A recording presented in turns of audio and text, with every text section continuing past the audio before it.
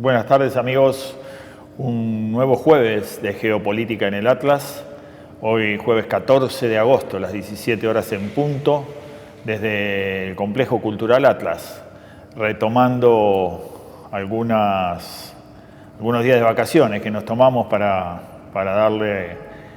Estamos también pensando en reformular un poco el formato del programa, todavía no hemos terminado eso, pero bueno, estamos de vuelta. Saludamos a nuestro coequiper de siempre, Luis Gote, hoy desde la ciudad de Chivilcoy.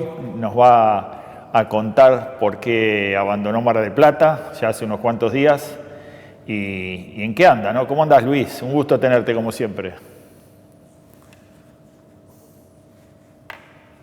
¿Qué tal? Buenas tardes, Gastón. Saludamos a nuestros oyentes. Y sí, hoy desde Chivilcoy, en una hermosa tarde, ¿no? De calorcito, veníamos soportando intenso frío estos últimos días, sobre todo cuando uno está lejos de la ciudad y de su gente y de sus seres queridos, ¿no? Se siente un poco hasta solo y el clima parece más inhóspito inclusive, ¿no? Pero bien, gracias a Dios, bien, recorriendo parte de la provincia de Buenos Aires. Ya llevamos 11 municipios que hemos visitado, hemos interactuado con los medios de prensa locales, hablando sobre nuestra querida provincia de Buenos Aires. Bueno, sí, es un proyecto en el que estás trabajando, esto de avanzar sobre el rol protagónico de las municipalidades, ¿no? Esto que nosotros también estamos trabajando, también no es casualidad que estamos trabajando en la provincia de Santa Fe sobre la reforma constitucional y también, bueno, hay algunas voces que le están dando prioridad y están tratando de marcar como agenda prioritaria el tema de las autonomías, fundamentalmente de esto que nosotros venimos persiguiendo hace mucho tiempo, que es la autonomía de las grandes metrópolis, ¿no? Como en el caso de Rosario. Rosario que estamos cumpliendo 173 años, cumplimos 173 años este pasado 5 de agosto de nuestro nombramiento como ciudad y una ciudad que tiene las características de no ser capital de la provincia, pero de ostentar más del 50% del PBI industrial de la provincia. Entonces, digo, esto es central. Nosotros venimos hace mucho tiempo proponiendo y reclamando un rol protagónico en el tema de autonomías municipales, ¿no? Y hoy resulta que te encontramos a vos recorriendo la provincia de Buenos Aires en un proyecto que está vinculado a eso, ¿no? Porque si bien la provincia de Buenos Aires, y ahora te doy la palabra para que nos cuentes, es muy heterogénea en cuanto al tamaño de diferentes municipios, y te encontrás con municipios que son más grandes que provincias, te encontrás con otros que son muy pequeños y entonces genera una heterogeneidad ahí en cualquier proyecto de municipalización que no va a ser fácil. Pero bueno, estás recorriendo la provincia y es importante que nos cuentes un poco de qué va este proyecto y cómo venís trabajando. Ya hace unos cuantos días visitaste varios municipios. Bueno, un poco ahí, la palabra es tuya para que nos cuentes en qué andás. Gastón, a ver, creo que parte es de un fracaso en cuanto que no he logrado permear en la conciencia de nuestros legisladores, senadores y diputados con la idea de que tienen que avanzar sobre proyectos que tengan que ver con modernizar a la provincia de Buenos Aires, modernizar en cuanto a normativas, ¿no? Que son normas de convivencia, en definitiva, de organización de una provincia. Que se acerquen por lo menos al siglo XXI, porque nuestra gran parte de la normativa importante de la provincia son todos diseños de fines del siglo XIX y principios del siglo XX, como el tema de lo que ahora muchos están debatiendo y recién ahora se han dado cuenta de una ley electoral que es de 1935, que divide a la provincia de Buenos Aires en 8 secciones electorales y cada una de ellas tiene un número definido, establecido de cuántos diputados y senadores. En una provincia que cuando surge esta ley tenía apenas 4.300.000 habitantes, hoy tiene 18 millones. Ante todos estos temas, como la Ley Orgánica Municipal, que es un decreto militar de 1958, y la provincia tenía 6.500.000 habitantes, vuelvo a repetir, hoy tiene 18, y así con una serie de normas que no solamente son arcaicas, viejas, antiguas, sino que también faltan normas como una ley sobre repoblamiento, cómo lograr pensar, planificar a la provincia de Buenos Aires con un mayor equilibrio y armonía en cuanto a población. Hoy, como todos sabemos, está todo centralizado en lo que es el AMBA, ¿no? Que representa el 4% de la geografía de la provincia de Buenos Aires. Ante la cantidad de mails, de artículos escritos, de programas radio que me han convocado para hablar de estos temas, no he logrado abrir conciencia en las cabezas de nuestros legisladores porque siguen planchados en todo sentido. No legislan, y esto no es una crítica, esto es una realidad. Trato de ser objetivo, no hago ideología, sino que describo una realidad existente y que nadie pueda contrastar, ¿no? Nadie puede rebatir esto. No legislan, no piensan estratégicamente la provincia de Buenos Aires. Por lo tanto, hace ya de varios meses pensando cómo lograr llevar adelante estos objetivos, porque el otro camino es tratar de hablar con la gente, ¿no? Con nuestro pueblo. Y en esas reflexiones de qué hacer, cómo hacerlo, surgió una llamada de un frente, yo diría político, pero no cuestión ideológica, sino tanto en cuanto piensan a la provincia de Buenos Aires como modelo productivo. Me dicen, nosotros venimos leyendo lo que vos venís publicando sobre la cuestión del regionalismo en la provincia de Buenos Aires, de las potencialidades que tiene cada una de estas regiones, cómo ir articulándolo con el poder político, ¿no? Y me dicen que estaban interesados en que pudiera yo ser la cara visible de esta propuesta, empezar a recorrer estos pueblos. Obviamente que era lo que yo venía pensando y no dudé. De hecho, a las 48 horas ya estaba en Buenos Aires y desde hace ya 3 semanas vengo recorriendo una parte de los municipios de la provincia de Buenos Aires, arrancando por La Plata, por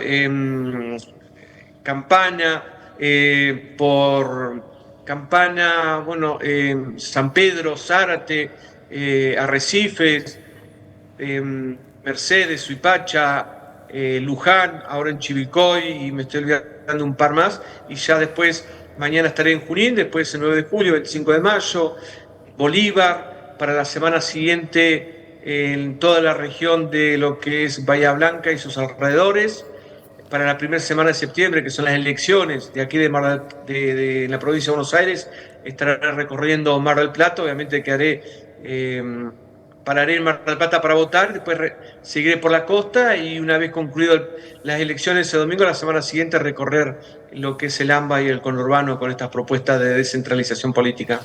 Luis, y contanos un poco, bueno, esto que estás viendo. A mí no me extraña en realidad, y sí, yo me voy a tomar el atrevimiento capaz de sí ser crítico con los políticos, con los legisladores, porque en realidad los legisladores, ¿qué estamos viendo hoy? No sé si vos en esta recorrida seguramente tendrás un termómetro mucho más afinado que el que puedo tener yo, pero ¿qué estoy viendo en la política doméstica, en la política provincial, en la política de la ciudad, en la política de la Argentina? Es que, bueno, están en esto de que la gente ha mostrado una apatía y un desinterés vinculado a la política. Es como que los políticos entraron en pánico y están todos, sobre todo en los que están frente a campañas electorales, pero están todos mirándose el ombligo a ver a los codazos, a ver qué lugar ocupan en las listas y poco les importa ningún tipo de proyecto ni ningún tipo de esquema de construcción y mucho menos de cambio, ¿no? Con lo cual, cualquier alternativa que esté relacionada con esto es muy complejo, ¿no? Y en consecuencia, bueno, fíjate que para muestra falta un botón, para muestra basta un botón, lo que es la reforma constitucional que se está dando en Santa Fe, que es una reforma constitucional acotada, que es una reforma constitucional encapsulada, porque solo se están discutiendo temas vinculados a un pacto, si se quiere, que se consensuó antes de avanzar con el proceso inclusive electoral de los legisladores reformistas, ¿no?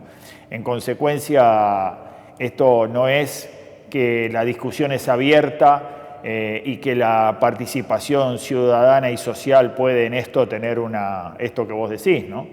Pero de todas maneras me parece relevante, y ahí quiero dejarte una pregunta para ver qué opinás, y es en este modelo en el que vos estás recorriendo y estás conversando con diferentes actores políticos y sociales de las diferentes ciudades de la provincia de Buenos Aires, vos estás yendo a una idea de aumentar el nivel de poder político, me refiero, hablando siempre en términos políticos, aumentar el poder político de las provincias en términos de un federalismo más acentuado y protagónico, o en realidad debilitar de alguna manera el poder de las provincias y avanzar sobre un protagonismo y un poder más ciudadano, más local, ¿no?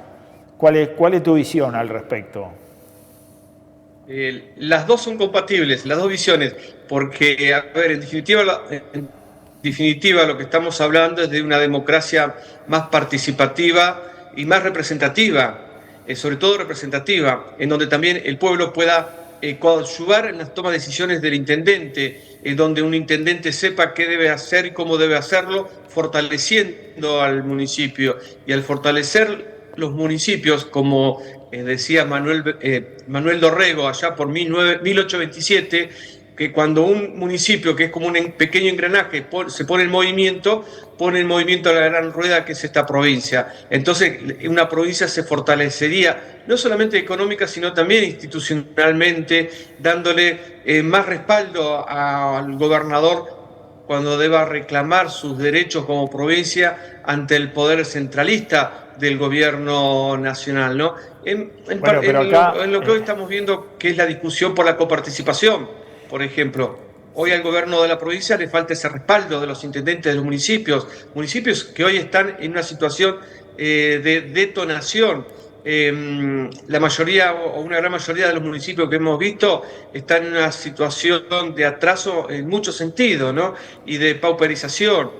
No hay presencia del Estado en los barrios más humildes. Por eso también hay una especie de migración en los grandes urbes hacia los municipios más del interior. Y hoy se está ya hablando de un cuarto conurbano que abarcaría la zona desde Capitán Sarmiento, Luján, hasta Magdalena, cerca del Río de la Plata, para que tengan una idea, que esto es una situación preocupante también, y que esto debilita a las instituciones y debilita la democracia y obviamente debilita el federalismo. A ver, allí en lo que vos decís se nota claramente la visión que tenemos, y que es una visión compartida, y por eso somos un equipo de trabajo en esto y tenemos más acuerdos y consensos que diferencias, pero está lejos de ser la voluntad de la política en general, ¿no? Y esto está claro, y vos decís, bueno, son dos visiones y dos proyectos compatibles. El tema es que cuando esto cae en manos de los políticos que vienen parece que teniendo como único manual en el último siglo para ser abarcativos, teniendo como manual a Maquiavelo, ¿no? Lo único que tienen los políticos actualmente es a Maquiavelo, ¿no? La verdad, lo peor de la filosofía política en términos de verdad y en términos de honestidad, de transparencia, de justicia social y demás, ¿no?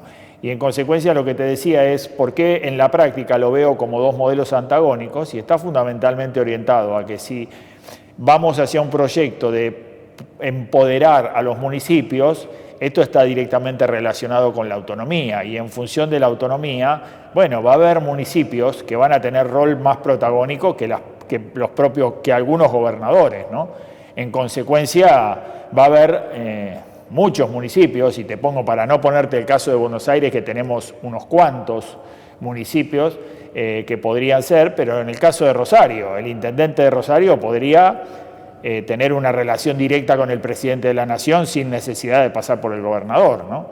En la medida que tuviera un encuadre jurídico, político de autonomía, ¿no?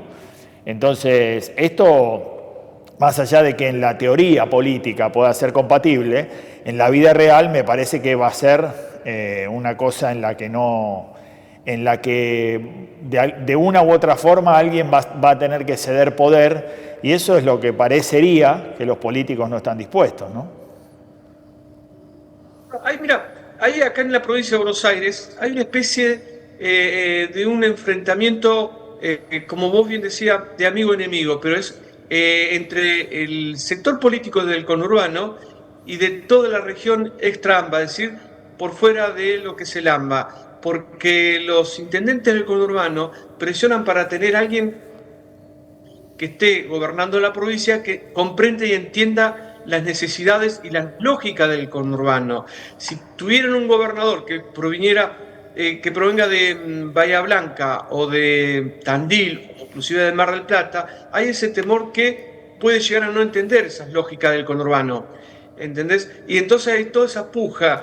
Por eso todo el resto de la provincia, sacando el conurbano, no tiene representación y no se les permite que alguna figura de prevalencia o de importancia pueda desarrollarse o crecer. Ya ha pasado que cuando surge un intendente por buena gestión, buena administración, se proyecte como candidato a gobernador, la terminen anulando, la terminen descartando. Los gobernadores de las provincias, los gobernadores de la provincia de Buenos Aires que hemos tenido, si bien muchos han venido de Capital Federal, y esto es algo que no se entiende, ¿cómo puede ser que vengan de Capital Federal a gobernar una provincia tan compleja y tan heterogénea como es la provincia de Buenos Aires, sin que absolutamente nadie diga nada, o gobernadores que si bien han nacido en algún municipio algo alejado del conurbano, pero que han tenido su carrera, sus estudios y gran parte de su vida dentro de incluso de la capital federal y terminan siendo gobernadores, porque también hay una maquinaria de publicidad, de prensa masiva que envuelve a a los bonaerenses para que se encolumnen detrás de las figuras que desde Capital Federal se elige, se posiciona, se lo ponga como gobernador, ¿no? Esto es muy, muy llamativo y es una lógica que hay que romper. Y bueno, un poco también está trayecto, este camino que estoy recorriendo en la provincia de Buenos Aires puede iniciar ese cambio de cultura, de mentalidad del bonaerense, de terminar de una vez por todas, de seguir votando figuras impuestas desde afuera de la provincia de Buenos Aires. ¿Estás hablando con la gente, Luis, o estás fundamentalmente hablando con el arco político? No, en este recorrido opté por hacer contacto con los medios radiales y canales de televisión local, que llegan más a la gente, por lo menos a la gente que presta más atención a lo que se dice, que es un poco más racional, que reflexiona un poquito más. Lo que pasa es que hoy, como vos decías hace un ratito, hay muchísima apatía y buscar hacer reuniones en algún lugar es muy difícil y terminás hablando con prácticamente nadie o que venga alguien y rompa la reunión y busque de alguna forma la confrontación directa, ¿no? Entonces, para evitar todo esto, preferí contactarme directamente con la radio. Y gracias a Dios he tenido eco porque estoy haciendo en todos los pueblos en los que he estado programas radiales y de streaming también. Y hay pero mucho interés en estas ideas y en estas propuestas con las que venimos de alguna manera predicando. Bueno, perfecto. Esperemos que sí, está bien. Esperemos que la comunicación vaya llegando poco a poco a esta gran apatía de la que no es casualidad la sociedad en general, la sociedad global en general, ¿no?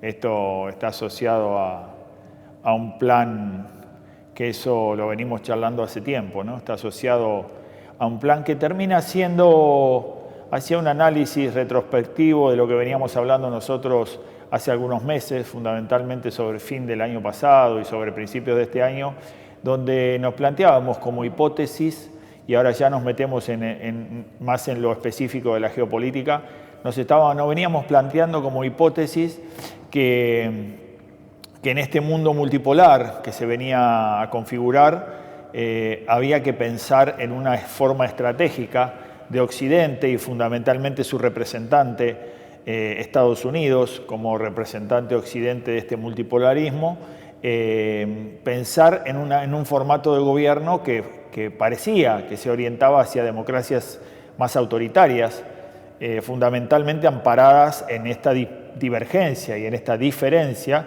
que encuentra Occidente hoy fundamentalmente con los dos otros grandes actores que son Rusia y China, ¿no? Que tienen una dinámica que algunos podrán discutir o que hilando finito podremos discutir qué clase de formato político y representativo tienen, pero que están lejos de ser una democracia participativa y mucho menos una república, ¿no? En consecuencia, esto pasaba, pero estoy viendo, y esto quería charlarlo con vos, a ver qué opinabas, estoy viendo en el último tiempo que está apareciendo un formato que me parece que está siendo más barato que las democracias autoritarias, ¿no? Porque, bueno, las democracias autoritarias ya de alguna manera lo mostró la pandemia, ¿no? En general las sociedades fueron sometidas, fueron cargadas de miedo, fueron introspectivamente condicionadas. Esperá que hay uno que se puso a hacer agujeros se escucha, agarró un taladro y en nuestro lindero de nuestro estudio de televisión se puso a darle con el taladro. El taladro. Sí, sí. Así que bueno, espero que nos haya escuchado. Bueno, el tema te decía, parecería que esto se convirtió en una situación bastante compleja, ¿no? Y empieza a aparecer esto de la apatía como plan de acción, que no me parece que sea una casualidad. Empiezo a ver y analizando y estudiando y viendo diferentes comportamientos, empiezo a ver cómo hay una tendencia propagandística y a través de los medios de comunicación masivos en promover esto de la apatía, ¿no? En generar esto de la apatía, en mostrarle a la sociedad, en abonar en la teoría esta de lo inservible de la política, lo inconveniente del Estado, todas estas cuestiones que uno puede adjetivar y calificar al sector político como innecesario, como improductivo, como engañoso, como ventajero, con todo el peor perfil que pueda tener, ¿no? Creo que si hoy uno hace una lista de la peor imagen que pueda tener la sociedad de actores sociales, fundamentalmente los políticos van a estar a la cabeza, ¿no? en sus diferentes sectores. Entonces, esto me parece que termina siendo un modelo mucho más barato que el autoritarismo, porque cuando la gente se desentiende y se despreocupa, cuando la gente apaga la luz y se va, cuando la gente no tiene interés en lo que pasa, eso deja la puerta abierta a que los malintencionados trabajen de manera no visible, ¿no? O sea, cooptados los medios de comunicación, informan lo que quieren informar y no hay ningún otro tipo de participación, ni de investigación, ni de demanda, ni de oposición. Y en consecuencia, bueno, esto ocurre, ¿no? Entramos en una situación bastante compleja, ¿no? Sí, Gastón, a ver, lo que vos decís es correcto. Pero yo diría que esto está ocurriendo en la superficie de los países de nuestras comunidades. Pero utilizando una vieja frase de Scalabrini Ortiz, si mal no recuerdo, en el subsuelo de nuestra patria hay muchos ruidos y son otros los ruidos que se están produciendo. ¿Qué quiero decir con esto? Que vos hablas de la cuestión política, como que hay un cambio en esa matriz política que tiene que ver con la indiferencia, con darle la espalda, con no discutir temas políticos, porque la gente está cansada por todo lo que ha observado y todo lo que ha sucedido en los últimos años, por lo menos aquí en Argentina. Pero en la parte económica, en la parte de la matriz de producción, está cambiando porque de alguna manera la historia nos está pegando a la vuelta. Es decir, se está volviendo a viejos esquemas históricos que de alguna forma ya intentó llevarlo y planificarlo y plasmarlo en el caso de Sarmiento con las granjas familiares. Hoy se está volviendo a un esquema, una idea de granja familiar. Se está viendo acá en la provincia de Buenos Aires y una parte de lo que es la pampa húmeda, de pequeñas producciones, pequeñas hectáreas que vienen trabajando grupos de familias que tienen que ver con el arándano, el pistacho, las trufas, el kiwi, las aceitunas. Y esto va produciendo lentamente un cambio de esa matriz productiva, que esto puede llevar a que también empiecen a presionar y exigir otros cambios en el sector político para que también les den apoyo para que ellos puedan producir aún más y vender al exterior. Son pequeñas unidades productivas con un alto valor estratégico, porque son productos que se consumen y se pagan muy bien. Por ejemplo, en Arabia Saudí o en Estados Unidos, Europa, Canadá, China mismo. El caso de Dorrego hoy tiene una producción de aceitunas muy interesante que ha llevado a no seguir criando cabezas de ganado vacuno, y toda esa producción va a Arabia Saudí. Y esto está alentando a los dorreguenses a seguir produciendo y a innovar también. Hoy están experimentando o viendo la posibilidad de producir cerezas.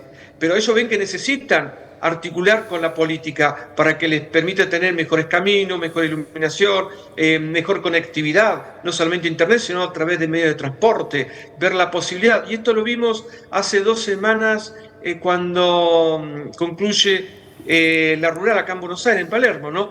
Donde el presidente de la Sociedad Rural Argentina, Pino, reclama al gobierno nacional que empiece a planificar en transporte ferroviario, en construir ramales. Y esto no se veía antes, no se les escuchaba antes.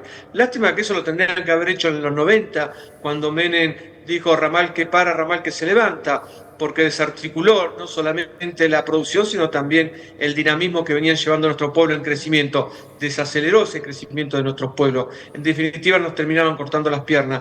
Creo que estos cambios se están produciendo muy lentamente y van a llevar a un cambio político también. Va a haber una fuerte presión para el cambio de esta matriz política de desidia, de negligencia, de no importarle lo que le pasa a la gente, de no importarle lo que necesita el sector productivo. Mirá, ojalá que esto ocurra. Lo cierto es que este tipo, y uno tiene el ejemplo más claro, lo tiene fundamentalmente en China, ¿no? Y uno ve que la verdad es que si uno analiza la matriz productiva de un país que está a la cabeza y que ha transitado las diferentes etapas de un inicio de un modelo productivo industrialista básico, inicial, de poca escala, a convertirse en el transcurso de, estamos hablando, 50 años, a convertirse en el productor industrial de cadenas de valor y de suministros globales del planeta más grande de la historia de la humanidad. No hay otro modelo parecido al modelo actual chino, por más que uno se remonte a la revolución industrial inclusive, ¿no? A la revolución industrial británica. Bueno, los chinos hoy se llevaron puesto todo eso. Ahora, las obras a las que vos te referís para llevar adelante un modelo productivo de economías regionales, fundamentalmente basadas en el valor agregado y en una transición, digamos, porque de alguna manera esto que vos decís, ¿no? Cultivar una aceituna y meterla dentro de un frasco es un proceso de agregado de valor, pero wow, no nos rajemos la vestidura, ¿viste? La sacaste del árbol, la metiste dentro de un frasco y se acabó. Digo, aún para esto se necesitan obras de infraestructura que en este modelo que estamos planteando en el modelo chino, no se ocupan las empresas, no se ocupan los privados, no se ocupan las pymes de hacer ramales ferroviarios, ¿no? Acá hay una presencia fundamental de una estructura y de un modelo que está avanzado y que entiéndase cuál es el mensaje. Puede ser público-privado o puede ser privado, pero no está gestionado por empresas pyme, no está gestionado por el productor regional, está gestionado por un Estado que tiene un modelo de desarrollo claro y concreto, ¿no? Entonces, independientemente de dónde vengan los fondos, vos me decís, bueno, después los fondos, yo quiero que los fondos sean privados. Bueno, está bien, no importa, eso lo discutimos, es una segunda discusión. Pero digo, nosotros, desde esto que vos decís, desde este desastre conceptual que dijo alguna vez Menem con ramal que cierra, ramal que para, digo, a la fecha ya pasaron 25 años. Y la mayoría de esos ramales que pararon siguen parados. Digo, entonces la dinámica de nuestro desarrollo es una dinámica que viene complicada fundamentalmente porque los tiempos del mundo hoy son muy veloces, son muy rápidos, ¿viste? Entonces, hoy los cambios de un año a otro son demasiado vertiginosos. Entonces vos decís, bueno, tal vez en el siglo pasado, ¿viste? Uno hablaba de 20 años, de 10 años, los proyectos a 10 años, a 20 años, y uno decía, bueno, está bien, los procesos tienen que ser de esas características, ¿viste? Hoy eso se acabó. Hoy las obras de infraestructura se hacen en días. Hoy las obras de infraestructura se hacen en semanas, ¿viste? Y entonces tenés esto, tenés un mundo que apretó el acelerador y que lleva a un país como China que está hablando no de ramales ferroviarios para llevar una carga de aceituna, está hablando de ferrocarriles a la velocidad de los aviones. China está poniendo ferrocarriles en rieles Mach 1. Esto quiere decir que rompen la barrera del sonido. Estamos hablando de 1000 kilómetros por hora. Entonces, en ese desarrollo tecnológico estamos. Entonces, digo, esta es la realidad que tenemos que analizar, ¿no? Por eso te digo... Gastón, a ver, siempre en el último año hemos puesto como ejemplo lo que es Burkina Faso. Hasta hace año y medio, casi el 100% de su energía eléctrica la compraba a los países vecinos. Hoy está produciendo el 52% de su energía. El 52% de su energía eléctrica la está produciendo el mismo país. Es decir, que ahora el 48% ya tiene que comprar a los países vecinos. Pero no extrañaría que ya para el año que viene tenga el 100% de su capacidad eléctrica que sea nacional.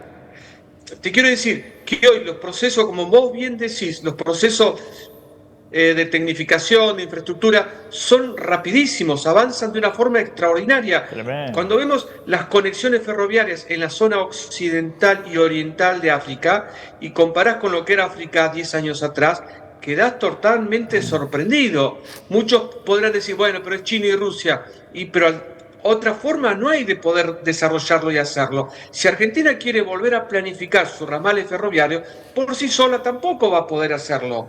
Y como ya hemos dicho muchas veces en este programa, tampoco Europa ha hecho transferencias tecnológicas desde por lo menos 1861, cuando ya tenemos nuestra propia constitución.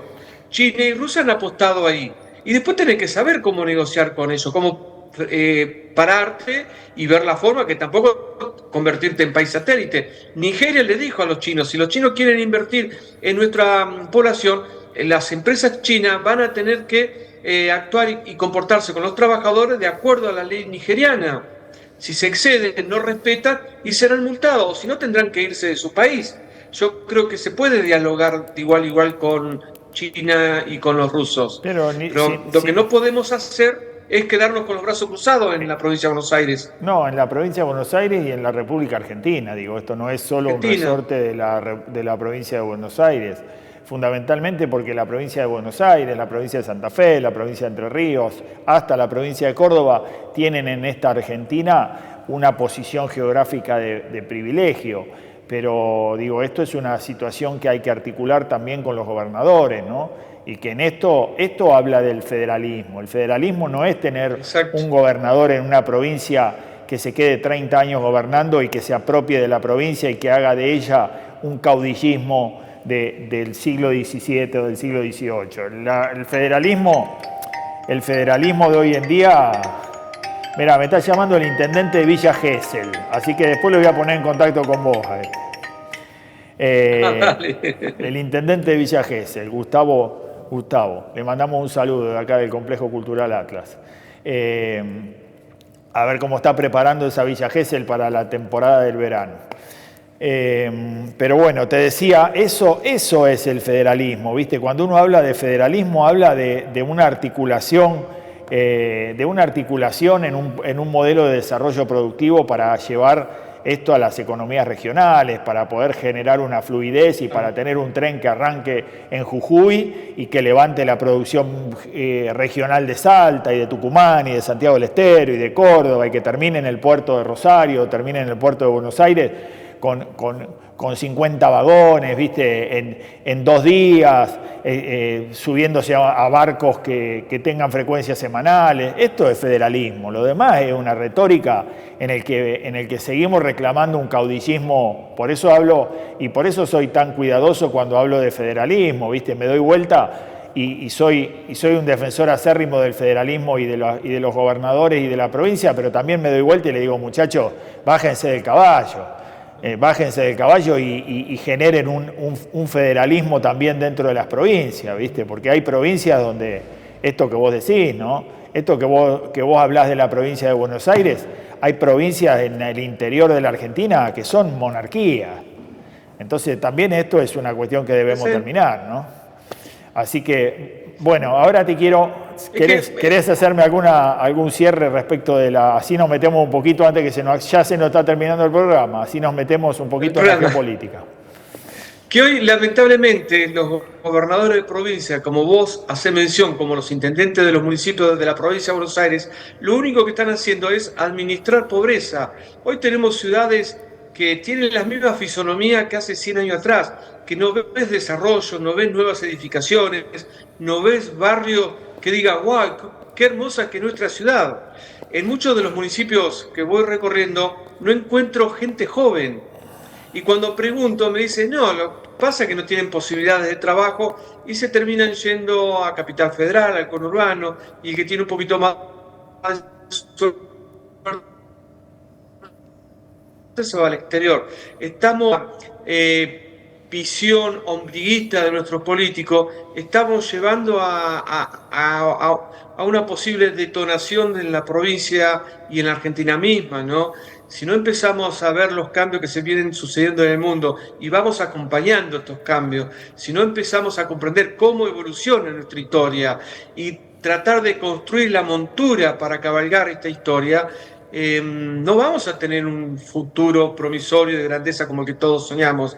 Creo que el cambio se debería dar ahora, y se debería dar ahora con la participación de nuestro pueblo votando y votando a sus mejores representantes. Pero no solamente votarlos, sino que hay que presionar, hay que estar al lado de nuestros legisladores para que legislen, trabajen y se esfuercen, ¿no? Y con toda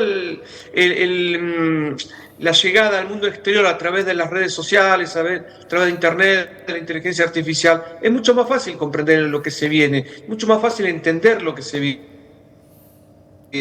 y proyectar a la Argentina y a la provincia para ese cambio. Se te está yendo el sonido, Luis, se te está yendo la voz. No sé si tenés problemas de conexión, pero bueno. No, yo te estoy escuchando bien vos. Ah, bueno. ¿Ahora? Ahora retomamos. Sí, en reglas generales coincido con vos en casi todo. Perfecto.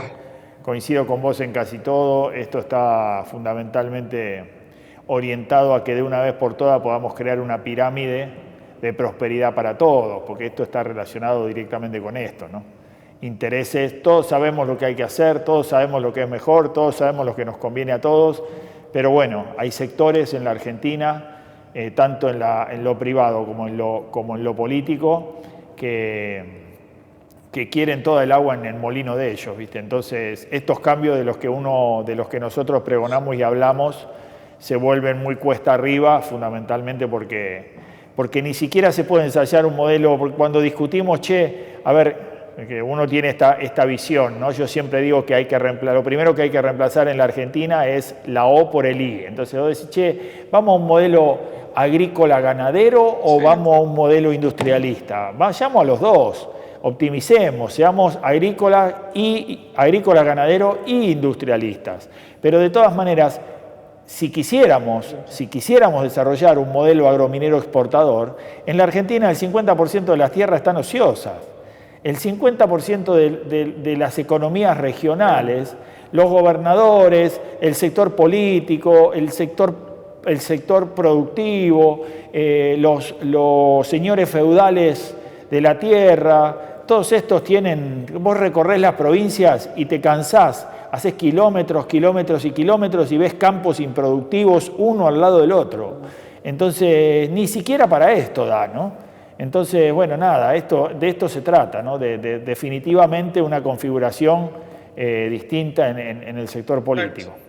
Así que bueno, vamos a terminar dándole unos minutos a la geopolítica, aunque ha sido muy interesante el programa de hoy, abordando esta necesidad que tenemos también como nación insertada en el mundo, ¿no? Y te decía, cumbre fundamental entre Putin y Donald Trump en el Ártico, ¿no? Y esto es el escenario del que vamos a hablar seguramente la semana que viene, pero esta semana va a estar en boga ahí la participación, ¿no?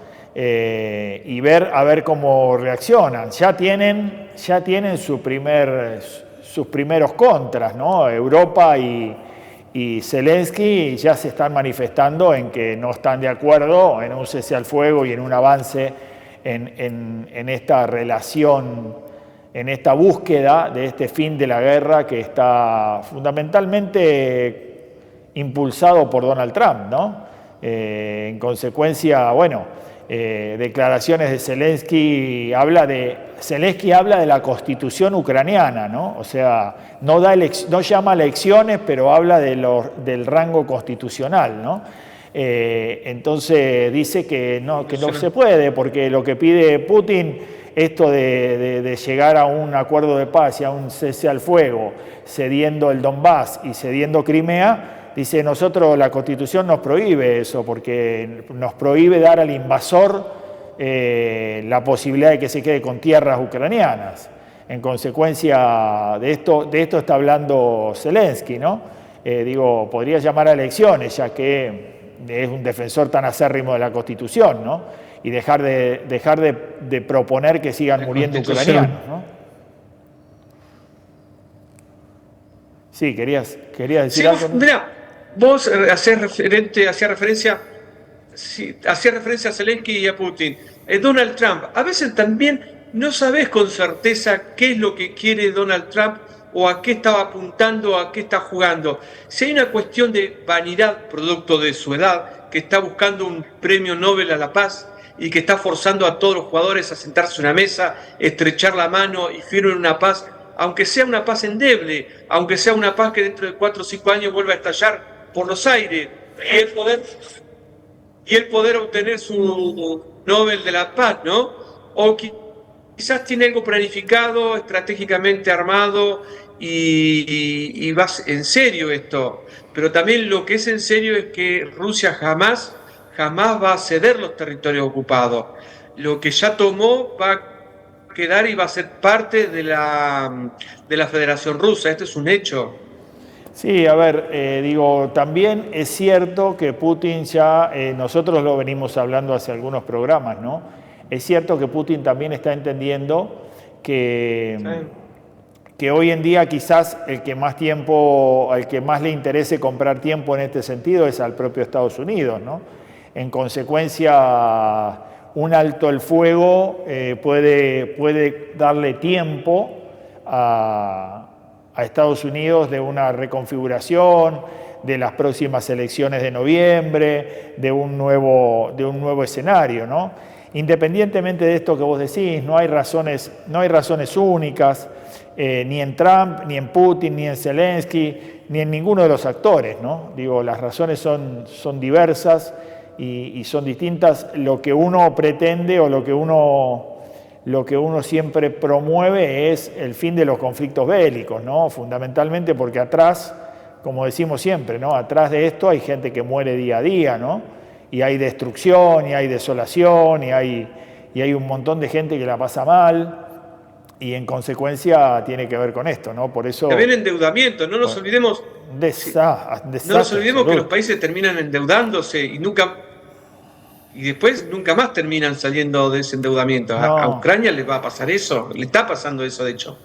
Ucrania está en una situación, digamos, de desastre absoluto, digo, y esto encabezado por un Zelensky que habla como si estuviera en una situación de ventaja, ¿no? Entonces, digo, en este sentido es un escenario complejo. Pero bueno, vamos a ver qué surge de esta reunión entre Putin y Trump.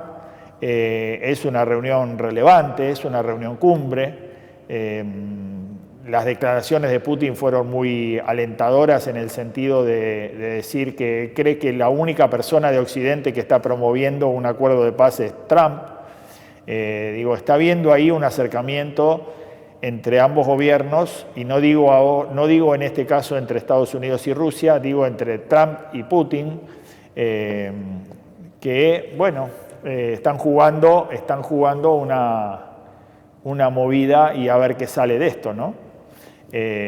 Así que, bueno, esta era un poco la mención a plantear en este escenario en el que también el control de los mares del norte está en tela de juicio, ¿no? En el control del Ártico. Así que, y vamos a ver qué rol empieza a jugar Europa también en esto, ¿no? Porque a partir de ese acuerdo que pueda haber entre Trump y Putin, depende la sobrevivencia, subsistencia o fragmentación de la Unión Europea, ¿no? Este es un escenario que también se va a ver y que empezó con el ruido de España, ¿no? Pero que puede seguir, ¿no? Así que, bueno, en el medio de todo esto, una región nuestra, una región sudamericana que que continúa en su andar político como si estuviera congelada, ¿no? Como si estuviéramos en un mundo que no avanza, ¿no? Parece que la región sudamericana está siendo víctima de un congelamiento. El invierno la ha congelado, ¿no? No hay ningún avance en términos regionales ni políticos que represente alguna acción en este sentido, ¿no?